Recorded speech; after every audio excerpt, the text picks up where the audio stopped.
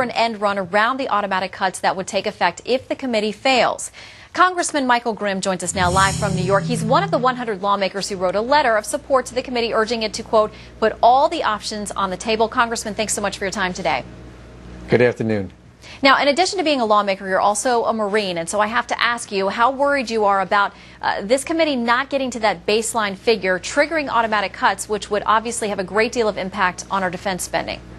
There's no question that's one of my biggest concerns. Our national defense is not something that we can be playing games with. I'm a 9/11 first responder. I've lived through it.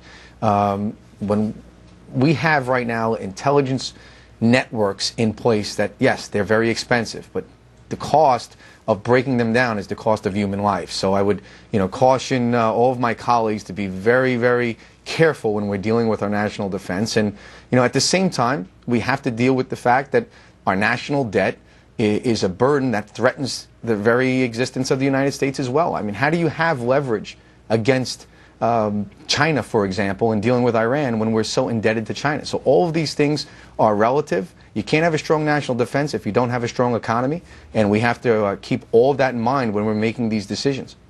Well, there are some of your colleagues who have also mentioned the possibility that if they get to this point where the super committee doesn't reach a deal, they may consider legislation that would take the teeth out of some of those triggers because of concerns about things like automatic cuts to defense spending. The president has said he would veto any measure that tried to do an end run around what's already been agreed to. Would you support a measure like that? Well, I think I take the president at his word, and I think that the president would veto that, and I think that's why it's incumbent upon the super committee to get their job done.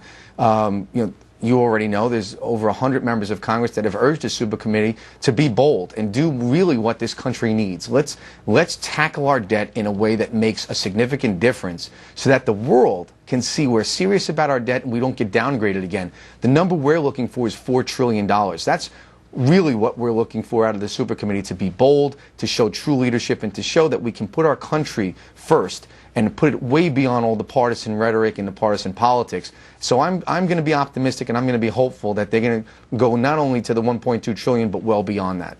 All right, Democrats have said they need to bring in more revenue, and a lot of that may come through changes to the tax system, changes to the tax rates.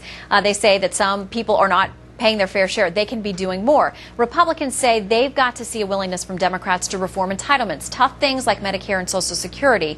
Where do you see them finding enough common ground? Because you sound optimistic. Well, I think there's actually a lot more common ground than has been portrayed in the media.